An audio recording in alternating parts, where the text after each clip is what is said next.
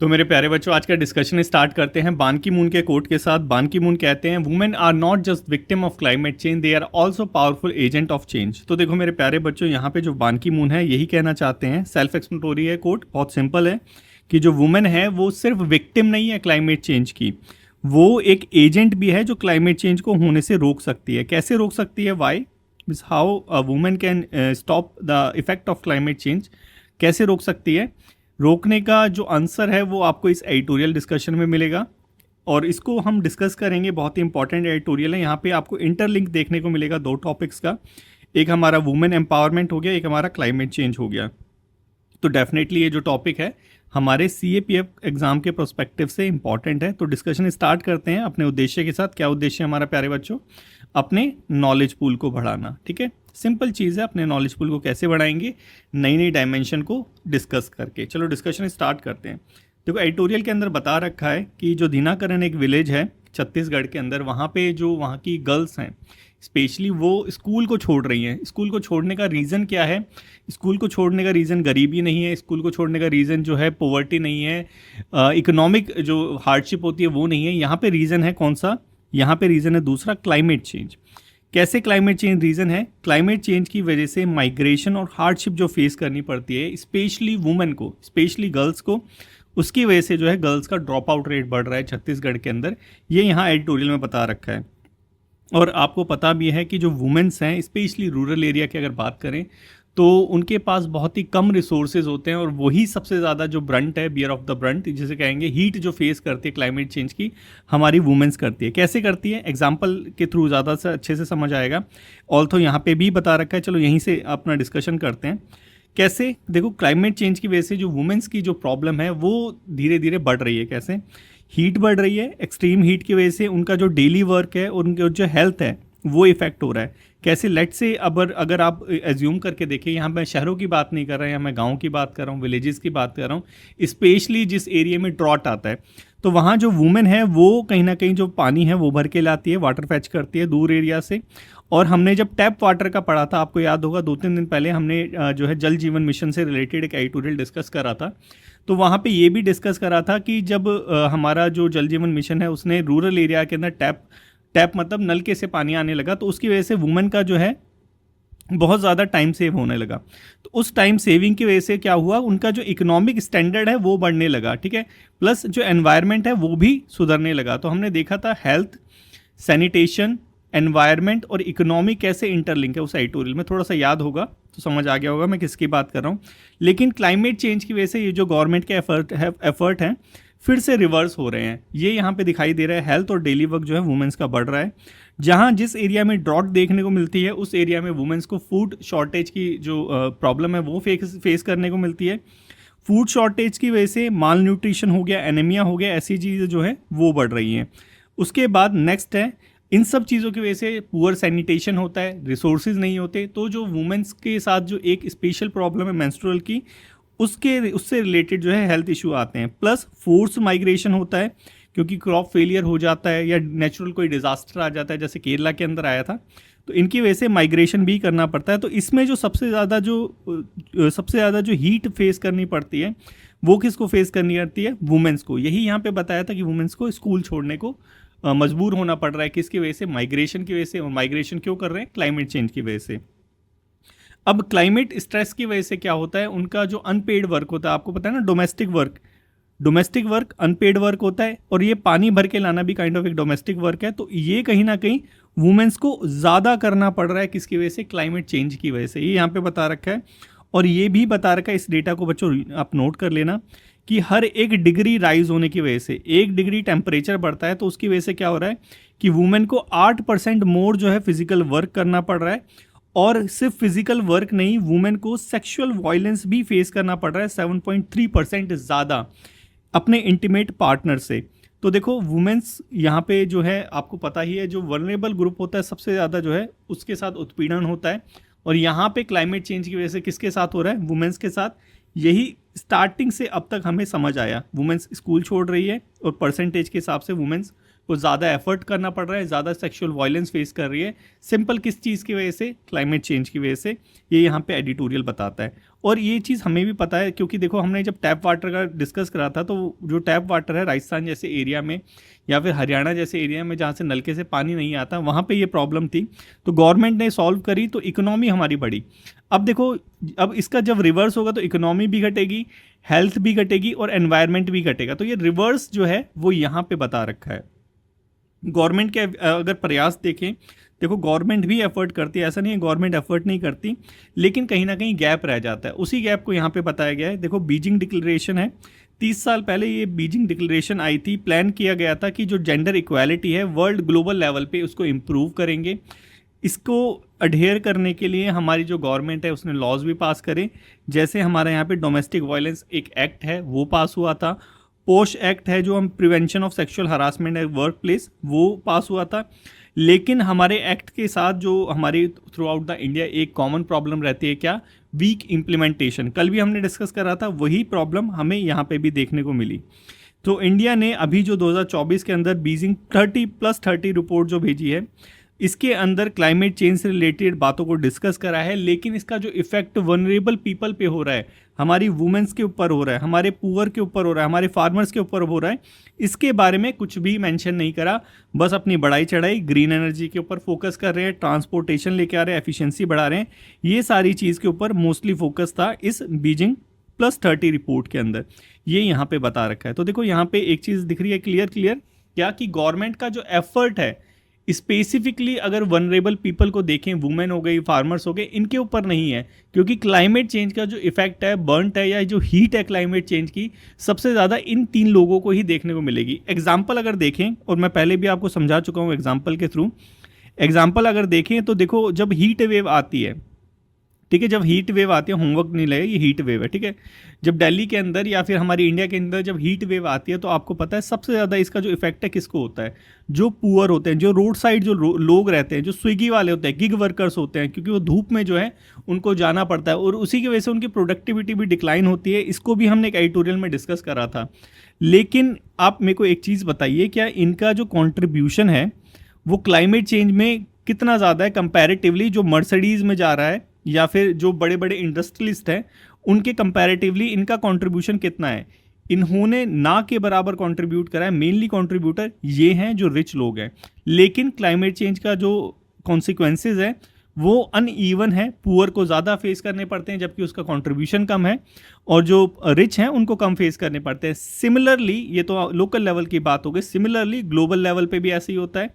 जो rich country है, जो डेवलप्ड कंट्री है, जो इंडस्ट्रियलिस्ट कंट्री है, जो पहले से ही डेवलप हो चुकी है और रेनेसा के बाद में, तो वो जो कंट्री है उन्होंने वो मेनली जो है कल्प्रिट है किसके? क्लाइमेट चेंज के।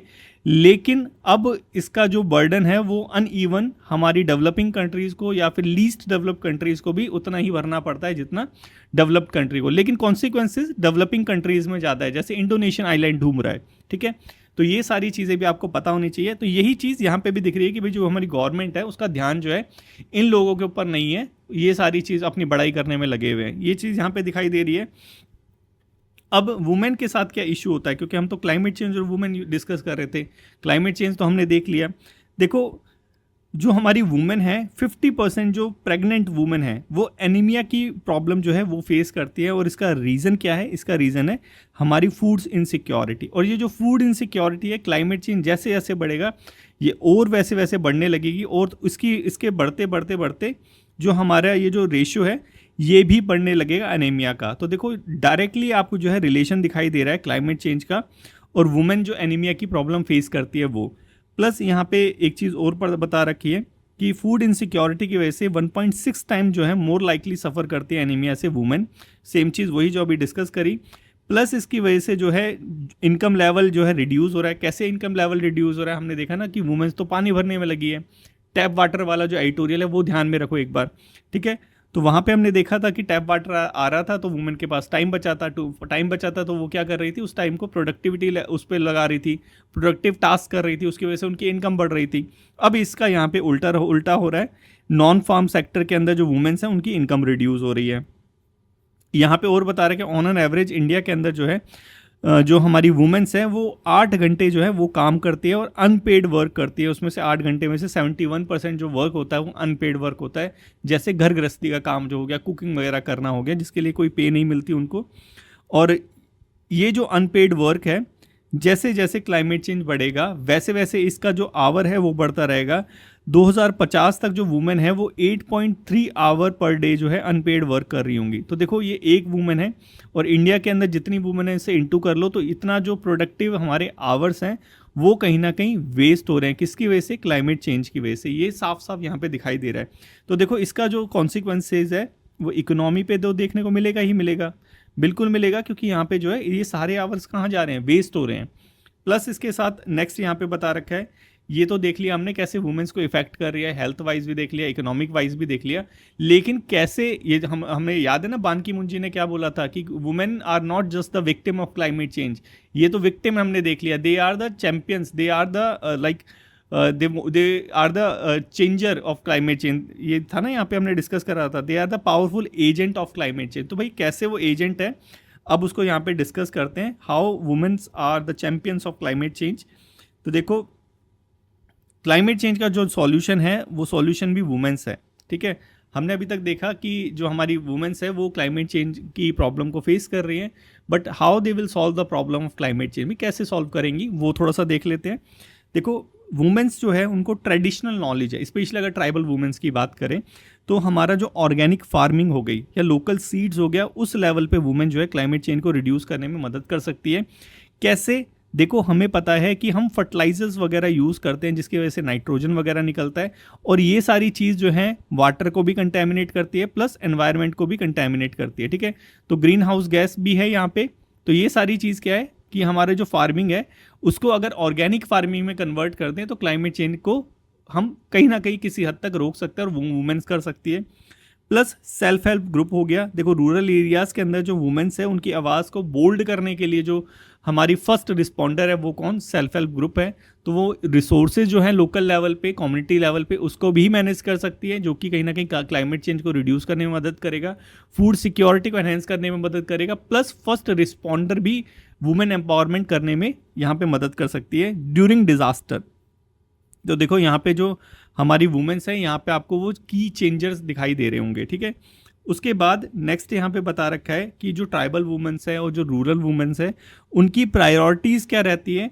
फॉरेस्ट प्रोड्यूस, महुआ, माओ और माइग्रेशन, फोर्स माइग्रेशन जो होता है। तो यहाँ पे जो वुमेन्स है कहीं ना कहीं जो की इश्यूज़ हैं उसके ऊपर फोकस करती है। और अर्बन वुमेन्स की बात करें तो अर्बन एरिया के अंदर जो की इश्यूज़ हैं जैसे पॉल्यूशन हो गया, जैसे वेस्ट मैनेजमेंट हो गया, तो इन की इश्यूज़ के ऊपर फोकस करते हैं। और दोनों ही जो की इश्यूज़ है कहीं ना कहीं क्लाइमेट चेंज को रोकने के लिए इफेक्टिव हो सकते हैं, क्योंकि ये जो वेस्ट है इस वेस्ट की वजह से हेल्थ भी ख़राब होती है, एनवायरनमेंट भी ख़राब होता है। टैप वाला याद रखो, जो हमने नलके वाला पानी वाला जो एडिटोरियल डिस्कस करा था उसमें यही चीज़ डिस्कस करी थी। तो अगर ये दोनों चीज़ ठीक हो जाएगी तो हमारा क्लाइमेट चेंज है उसको भी रिड्यूस किया जा सकेगा, और ये कौन करेगी? हमारी वुमेन्स।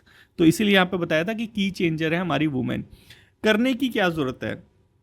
ये तो सारी हमने बातें कर ली कि भी वुमेन्स कर सकती है। करने की क्या ज़रूरत है? देखो करने की सिंपल ज़रूरत है कि जो हमारी गवर्नमेंट है उसको वुमेन पर्सपेक्टिव या बोल लीजिए कि जेंडर पर्सपेक्टिव जो है एटीट्यूड जो है वो रखना पड़ेगा। यहाँ पे बता रखा है कि जो गवर्नमेंट बजट है उसको इंक्रीज़ करने की ज़रूरत है, उसको ऑडिट करने की ज़रूरत है जेंडर लेंस से। जेंडर लेंस से मतलब कि जो बोथ जेंडर है उनके लिए इक्वल जो है हमें बजट प्रोवाइड कराने की ज़रूरत है। पिंक बजटिंग जिसे भी कहते हैं, शायद आपको याद भी होगा, इकोनॉमी में आपने पढ़ा भी होगा वो चीज़। प्लस यहाँ पे बता रखा है कि क्लाइमेट सपोर्ट जो सेंटर्स हैं रूरल एरिया के अंदर उसको बनाने की ज़रूरत है, ताकि वुमेन्स को डिज़ास्टर वाले क्षेत्र में या फिर जब डिज़ास्टर आ जाता है, चाहे वो ड्रॉट हो, चाहे वो हीट वेव हो, ऐसे सारी चीज़, लैंडस्लाइडिंग हो, तब मदद की जा सके। हेल्थ इमरजेंसी आ जाती है तब मदद की जा सके, या फिर माइग्रेशन का अगर सिचुएशन आ जाती है जैसे छत्तीसगढ़ में देखा तो वहाँ पे मदद मिल सके। इसलिए क्लाइमेट सपोर्ट सेंटर जो है वो बनाने की ज़रूरत है गवर्नमेंट को, स्पेशली रूरल एरियाज़ के अंदर, ठीक है। तो ये जो है पॉइंट, ये भी लिखने वाला पॉइंट है देखा जाए तो। प्लस जो वुमेन्स हैं उनको लीडरशिप रोल प्रोवाइड कराना चाहिए, क्योंकि वुमेन्स के पास कुछ स्पेसिफिक नॉलेज है जो हम क्लाइमेट चेंज को रिड्यूस करने के लिए जो है यूज़ कर सकते हैं। तो यहाँ पे वही बता रखा है, लीडरशिप रोल, ग्रीन एनर्जी हो गया, फार्मिंग हो गया, पॉलिटिक्स हो गया, वहाँ पे जो वुमेन्स है उनको लाना चाहिए। क्लाइमेट चेंज की वजह से जो नई नई जॉब्स आ रही हैं तो उससे रिलेटेड जो स्किल्स हैं वो वुमेन को प्रोवाइड कराने चाहिए ताकि वुमेन को एम्प्लॉयमेंट मिले और वुमेन एम्पावर हो। प्लस जो प्राइवेट कंपनी है उनको भी ग्रीन बिजनेस में इन्वेस्ट करना चाहिए वुमेन ओरिएंट से। ये यहाँ पे बता रखा है क्लाइमेट स्मार्ट जो प्रोडक्ट है वो लेके आने चाहिए जो वुमेन्स की हेल्प करें।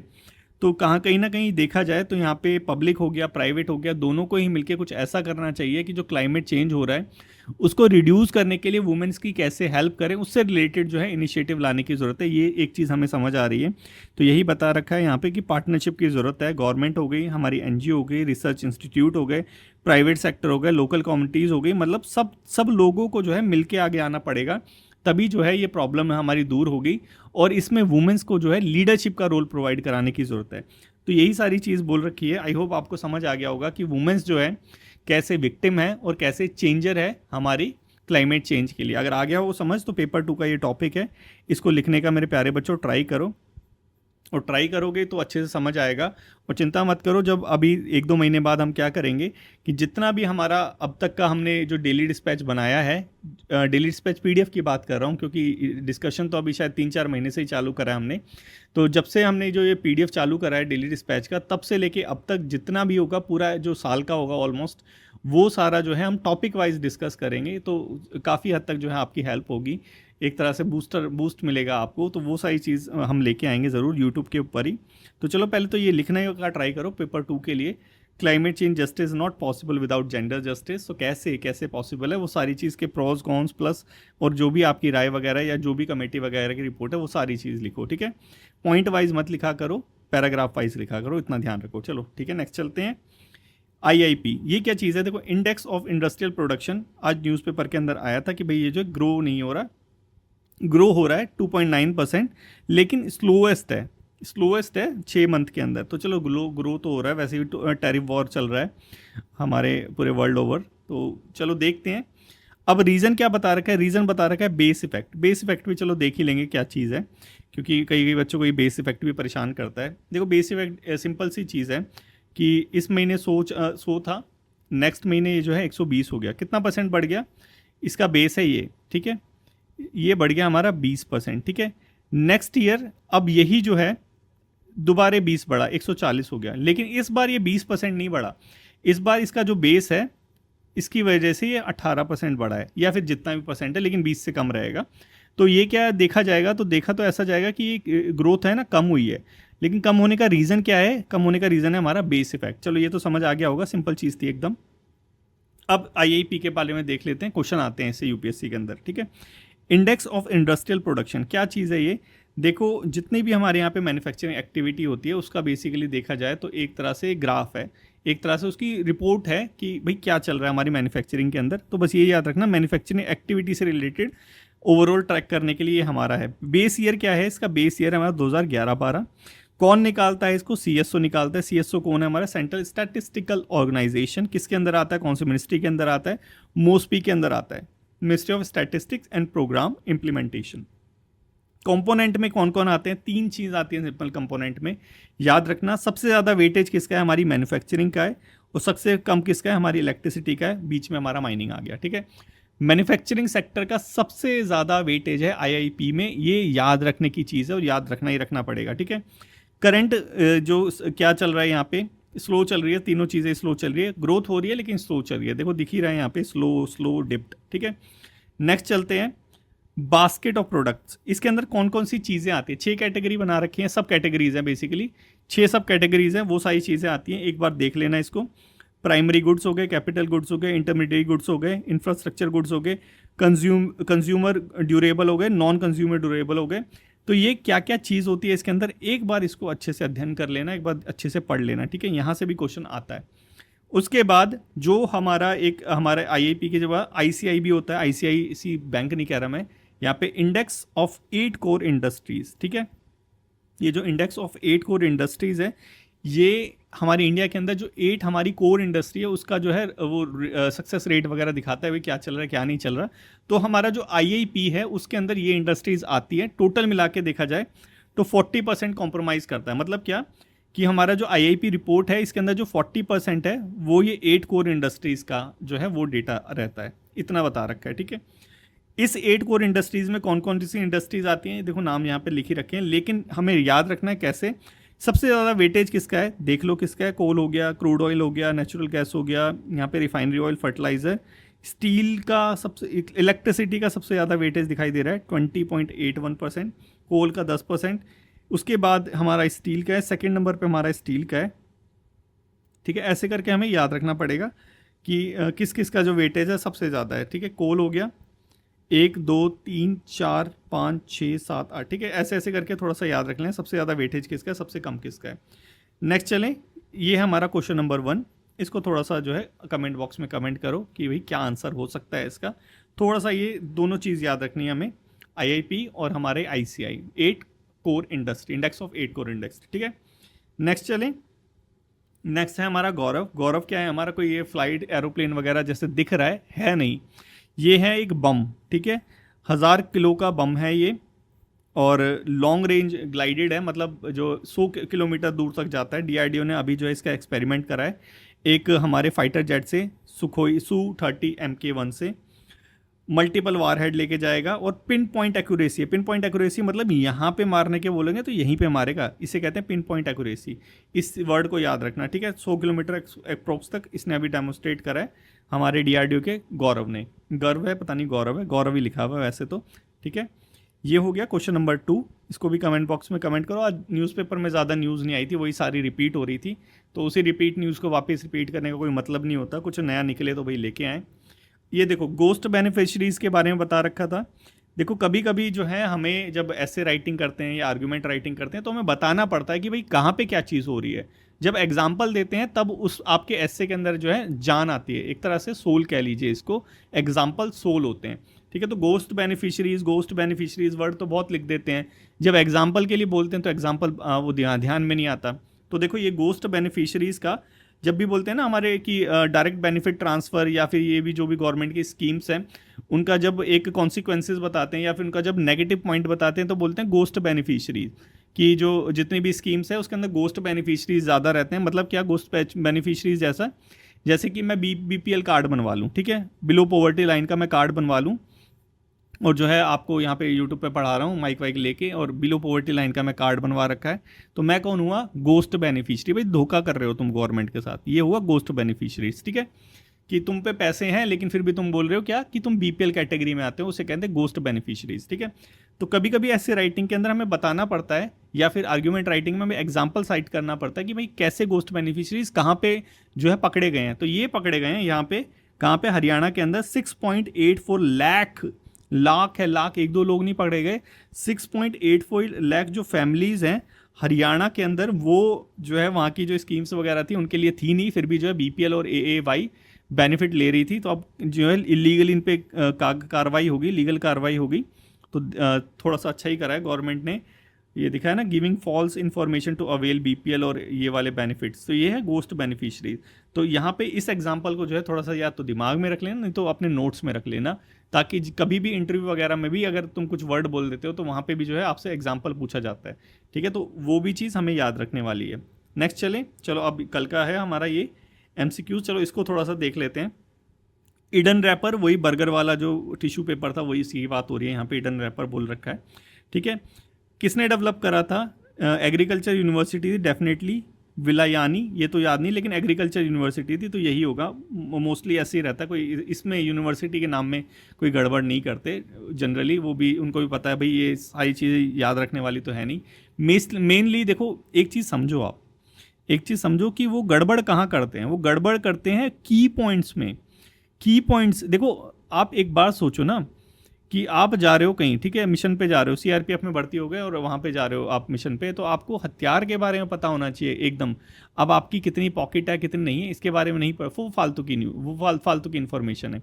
तो सिमिलरली हर एक टॉपिक के अंदर की इन्फॉर्मेशन होती हैं। ठीक है, तो ये जो है वो की इन्फॉर्मेशन में नहीं आता भाई कि कौन सी यूनिवर्सिटी, वो नहीं आता।